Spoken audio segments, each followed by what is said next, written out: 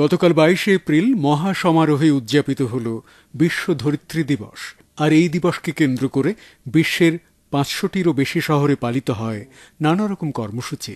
এ উপলক্ষে শেরেবাংলা কৃষি বিশ্ববিদ্যালয় আয়োজন করে prospect of agricultural biotechnology for sustainable food security in Bangladesh শীর্ষক একটি সেমিনার, যার বাংলা করলে দাঁড়ায় বাংলাদেশের টেকসই খাদ্য নিরাপত্তায় কৃষি জৈব প্রযুক্তির সম্ভাবনা। আর এখন শোনাব এর উপর ভিত্তি করেই একটি বিশেষ বেতার ধারা বিবরণী। সেমিনারে শিক্ষক ছাত্রছাত্রী ছাড়াও বিশিষ্ট জনেরা সমবেত হন। সেমিনারে মূল প্রবন্ধ উপস্থাপন করেন বঙ্গবন্ধু শেখ মুজিবুর রহমান কৃষি বিশ্ববিদ্যালয়ের বায়োটেকনোলজি বিভাগের বিভাগীয় প্রধান প্রফেসর ড. মোহাম্মদ তোফাজ্জল ইসলাম। নির্ধারিত প্রবন্ধের আলোকে ব্যাখ্যা বিশ্লেষণে তিনি বলেন, বিজ্ঞান সায়েন্স আমার কাছে journey of unknowns, and this journey never ends, and for this journey it requires high level of passion and curiosity, strong curiosity, and this journey results new knowledge. New knowledge creates development. Knowledge creates development through transformation of technology, and you know that we are living a knowledge-driven economy. Our country or any other country, the economy, the backbone and base is the knowledge, and global mass of knowledge is expanding very fast, and it has been estimated that every 2 to 3 years the mass of knowledge in every branch become double. So it is very, very tough to keep up to date in science, in any subject. Science moves on answering questions. Lots of questions scientists ask themselves, and one by one get the answer, but and it is multidimensional. Once you start the job, it never ends. Always question arise, and you cannot find the ending. And you know, very famous Albert Einstein, he said the important thing is to never stop questioning and answering is the unknown journey of science. And to discover something new, fundamental. Science is not a routine job. You have to have the thinking, out of the box thinking. If you just routinely do the job, and when we get the finding, something answer of a question, then we publish the paper in different journals. And scientists in the old time, it was the their job, just publish and then all. And at that time, it was a slogan or statement that publish or perish. Wherever we see around us, all our science and technology, and our agriculture minister, the most successful minister in Bangladesh, already Abdul Mumin mentioned, she said, we eat science. That means wherever around us, all are science. And you see, the technology is changing our life. There are lots of technology. We are in the midst of technology. And as I mentioned, today is the Earth Day. The main theme of the Earth Day is the environmental and climate literacy, which is the engine for the development, for the sustainable Earth. Because this Earth we overexploited. How can we maintain the sustainability of utilizing the Earth? It is now a big question. And March for Science, obviously one of the attempts, and I found one of the most organized program in Bangladesh, which I believe in future this March will go all over the country and popularize science. And this is the fantastic photograph which I have seen in Facebook and in the newspapers. Science for March is not only celebrating in this country. More than 500 cities it has been celebrated today. And the most famous journal, Nature, also supports the March for Science. মূল প্রবন্ধের উপর আলোচনায় অংশ নেন বিশিষ্ট জিন বিজ্ঞানী ও গবেষক ডক্টর আবেদ চৌধুরী। প্রসঙ্গক্রমে তিনি বলেন, আমাদের দেশে যখন ভাষার লড়াই চলছিল 52 ঠিক সেই সময়ে ডিএনএ স্ট্রাকচার ডিসকভার হলো।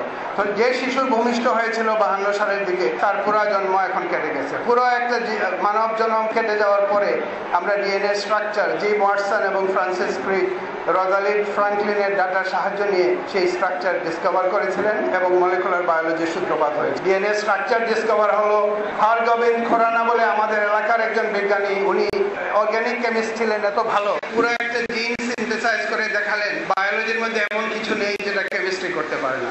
আজকে আমরা জানি তারপর থেকে ডিএনএ সিকোয়েন্স হলো, ক্লোনিং হলো। তো এই সিকোয়েন্স করার পর আমরা কি করব? আমি ডিএনএ সিকোয়েন্স করে পৃথিবীকে তাক লাগিয়ে দেব। মূলত দুই ধরনের জেনেটিক্স, একটা হচ্ছে ফরওয়ার্ড জেনেটিক্স। ফরওয়ার্ড জেনেটিক্স হচ্ছে যে আমরা সবাই দেখছি ধানের গাছগুলো ছোট ছোট, হঠাৎ একজন দেখলো ধানের গাছটা খুব লম্বা, সেটা হলো ফরওয়ার্ড জেনেটিক্স। এটা দিয়ে প্রাচীনকালে হঠাৎ মানুষ খুঁজে পেয়েছিল যেটা একটা নতুন ভ্যারাইটি, তখন লম্বাটা আলাদা করে লাগালো, সবাই বললো লম্বা ধান। এটা একটা সংকর ভ্যারাইটি যেটার মধ্যে জাপানিকার অংশ আছে। এটাতে পরিষ্কার বোঝা যাচ্ছে যে একটা আদিম ব্রিডার এই ক্রসটা করেছে, এটার সুগন্ধটা মাপতে পেরেছে। কাজেই এই যে ধানগুলো আমাদের কাছে আসলো, কারণ এই ধানগুলা যে এলিল, এই যে আমরা কোডের কথা বললাম, এই কোডে কি আছে, হাজার জাতের অর্গানিজমের যে কোডটা, এটা তো টিকে থাকার জন্য এসেছে, এটা তো অবলুপ্তির জন্য আসে নাই। এটা তো -80 ডিগ্রির ফ্রিজারে থাকার জন্য তো এটার জন্ম হয় নাই। আমাদের পূর্বপুরুষরা তো এটাকে বুনো ধান, যে অরাইজা রফিপকন বা অরাইজা নিবারা, যেটাকে টাচ করলেই ছিড়িয়ে পড়ে, এটা দিয়ে কোনো ফসল হয় না, সেই রফিপকন এবং নিবারাকে ক্রস করে এটা থেকে যে ধানের উৎপত্তি হয়। অনুষ্ঠানে আলোচনায় অংশগ্রহণ করেন বিশিষ্ট সাংবাদিক এবং বিজ্ঞান লেখক এবং মাসিক বিজ্ঞান সাময়িকীর সম্পাদক আব্দুল কাইয়ুম। তার কণ্ঠে ধ্বনিত হয় সম্ভাবনার কথা। জীবন বাঁচিয়ে রাখার স্বার্থে এটা যেন ব্যবহার করা যায়, এবং সরকারের দায়িত্ব হবে সেই উদ্দেশ্যে বিজ্ঞানকে আরও বেশি এগিয়ে নিয়ে যাওয়া। এই গ্লোবাল যে ওয়ার্মিং হচ্ছে, বিশ্ব যে জলবায়ু পরিবর্তন, এর ফলে এমন কতগুলা ঝুঁকির সৃষ্টি হয়েছে জলবায়ু পরিবর্তনের ফলে। এইসব দিকে আমাদের পৃথিবীটাকে পরিবর্তন করা এবং আমাদের টিকে থাকার জন্যই বিজ্ঞানীদের একটা বড় ভূমিকা রাখতে হবে। আমাদের এই পৃথিবীটাকে ঠিকঠাক করে এখানে যাতে আমরা থাকতে পারি, সেই চিন্তাটাই আমাদের করা দরকার। কোনো জিন যদি ওই ধানে বা ওই গমের মধ্যে থাকে বা ওই কোনো ফসলের মধ্যে থাকে যেটা পোকাকে দমন করতে পারে, কিন্তু যখন আমি জিন এডিটিং করি তখন ওই সন্দেহটা আর থাকবে না, কারণ আমি বাইরের কোনো অ্যালিয়েন কোনো জিন আমার শরীরে ঢুকাচ্ছি। Gene editing has a bright future. সেখানে আমরা যদি আরও গবেষণা করি আমাদের এইগুলোকে এগিয়ে নিয়ে যেতে পারি। But at the same time আমি বলবো যে GM food is not always harmful, may not be. যদিও আমি বলবো যে এটা নিয়ে আমাদের অনেক দিন অপেক্ষা করতে হবে। মানুষের উপরও, ইঁদুর বিড়ালের উপর পরীক্ষা করতে পারি যে ঠিক আছে, সকল মানুষের উপরেও সেটা দেখা দরকার কি হতে পারে, কিন্তু জিন এডিটিংয়ে আমরা এগিয়ে যেতে পারি। সেলেনিয়াম যুক্ত ডাল খেলে আর্সেনিকের যে ঝুঁকি বা ক্ষয়ক্ষতি হয় সেটা অনেকটাই কাভার হয়ে যায়।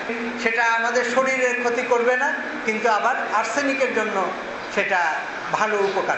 বিষয়ভিত্তিক সেমিনারে বিশেষ অতিথি হিসেবে উপস্থিত থেকে বলেন শেরেবাংলা কৃষি বিশ্ববিদ্যালয়ের treasurer professor doctor Mohammad Anwarul Haque বে।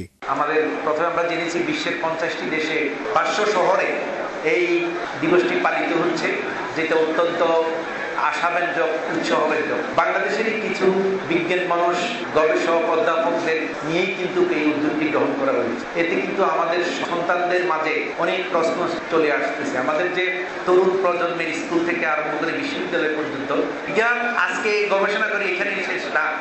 আমাদের কিনোট স্পিকার বলেছেন যে কোনো কিছুই আসলে বিজ্ঞানের স্থির না, এটা পরিবর্তন হইতেই থাকে। যে পৃথিবীর যেখানেই যা কিছু কিন্তু জেনারেশন হয় সেখানেই বাংলাদেশের অবদান থাকে।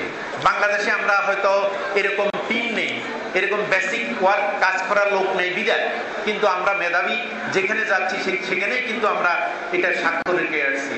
তারপরে MIT আমরা জানি কি, মিসিসিপি ইনস্টিটিউট অফ টেকনোলজি, পৃথিবীর সকল মেধার সেখানে সমাগম।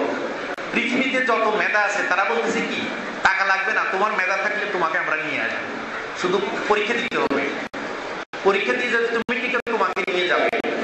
তো এখানে একটা আন্ডার গ্রাজুয়েট করতে তোমার 7-8 কোটি টাকা খরচ হবে বাংলাদেশি কারেন্সিটা, 8 কোটি টাকা, কিন্তু বাংলাদেশের সন্তানেরা সেখানে ফ্রি অফ কস্টে পড়তেছে।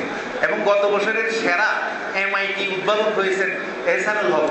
ওনার ইনোভেশনটা ছিল কি, মানুষের কথা এবং বডি ল্যাঙ্গুয়েজের গাণিতিক মডেল কি হবে এটার উপরে, যে আপনি কথা বলতেছেন আপনার বডি ল্যাঙ্গুয়েজ কি হবে, এইটার একটা গাণিতিক মডেল আবিষ্কার করেছেন। তো সুতরাং আমি বিষয়গুলো এই কারণে বললাম, আজকে হয়তো আমার শেরেবাংলা কৃষি বিশ্ববিদ্যালয়ের গবেষণা লিমিটেশন, কিন্তু সারা বিশ্ব কখনো লিমিটেশন না। তোমার মেধা থাকলে সেটা প্রকাশ পাবে। যে ফুড সিকিউরিটি, আসলে ফুড সিকিউরিটির ভিতরেই কিন্তু nutritional security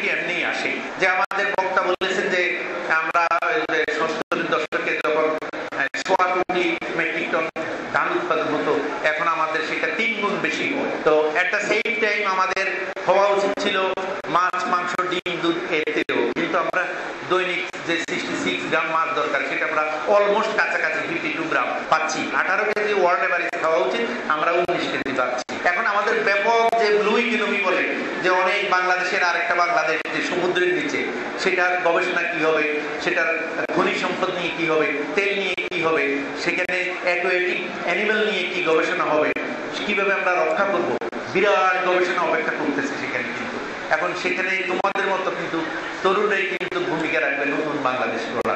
millennium develop MDG আমরা অ্যাচিভ করছি, এখন এইচডিজি আমাদের কিনোট স্পিকার বলেছেন, এবং এইচডিজির 17টা পয়েন্টের বলছে কোন কোন জায়গায় কৃষিকে গুরুত্ব দেওয়া হয়েছে সেগুলোকে অ্যাচিভ করতে হবে। তো আমাদের দেশে আমাদের বাংলাদেশ সরকার, আমরা সরকারকে ধন্যবাদ জানাই, এখন নিম্ন মধ্যবিত্ত আয় অতিক্রম করেছি, এখন মধ্যম স্তরের হিসেবে আমরা যাচ্ছি। আমাদের সরকার বলতেছেন যে না, তোমাদের বিশ্ববিদ্যালয়ে গবেষণা করতে হবে, ইনোভেশন করতে হবে, সেটা প্যাটেন্ট বাজারে আসবে, এবং অবশ্যই সেটা মার্কেট ডিমান্ড, কৃষক ডিমান্ড হইতে হবে। তো এই জিনিসটা সরকার কিন্তু অলরেডি উদ্যোগ নিয়েছে। শেরেবাংলা কৃষি বিশ্ববিদ্যালয়ের pro VC professor doctor Mohammad Sekendar Ali তিনিও বিশেষ অতিথির ভাষণে সংক্ষিপ্ত আকারে বিষয়ের গুরুত্ব তুলে ধরেন। আমাদেরকে বাঁচতে হবে, আমাদের খাদ্য উৎপাদন বাড়াতে হবে। তোফাজ্জল হোসেন আজকে যে প্রবন্ধ উপস্থাপন করলেন তার ভিতরে অনেক বিষয়, সামাজিক বিষয় আছে। উনি প্রফেসর মার্ক ওয়ালপোর্টের একটা কথা বললেন, শুধু পাবলিশ করলেই হবে না, আমাদের অনেক সায়েন্টিস্ট আছে, তারা তাদের গবেষণা করেন, একটা কিছু আবিষ্কার করেন এবং একটা জায়গায় ভালো একটা জার্নালে পাবলিশ করেন, এবং সেটা ভালো জার্নাল কতজনে পড়ে সেটা আপনারা অনুমান করতে পারেন। তবে নিয়মিত খবর অনেকেই পড়ে।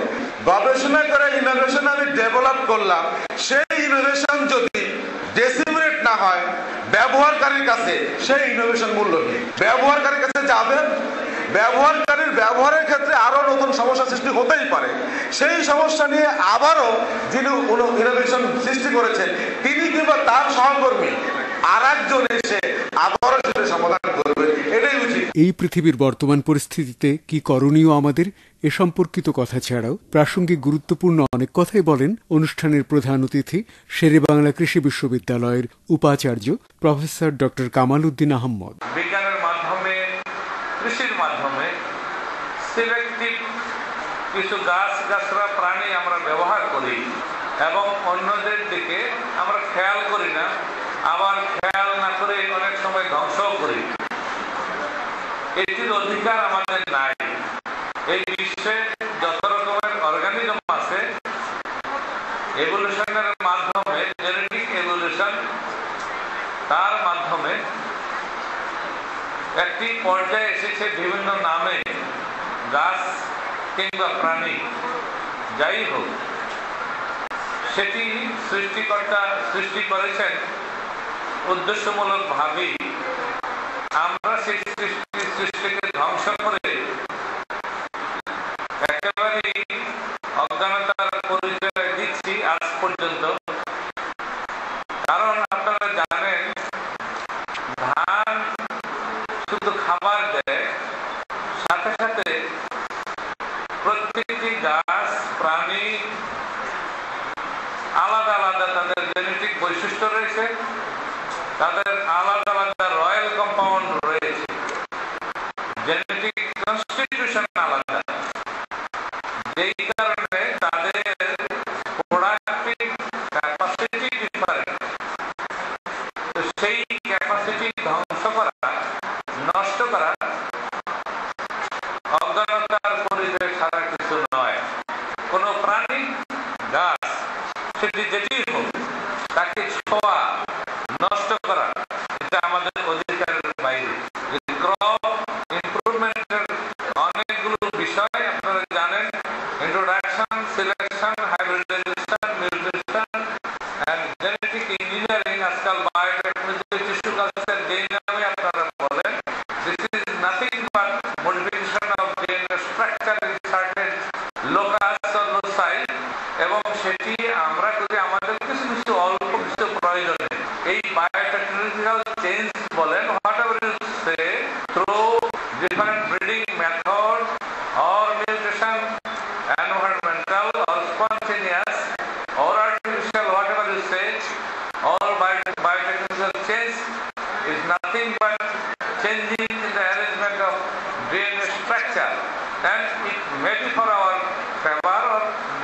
হোয়াট এভার বায়োটেকনোলজিক্যাল চেঞ্জগুলো যেটা হয়।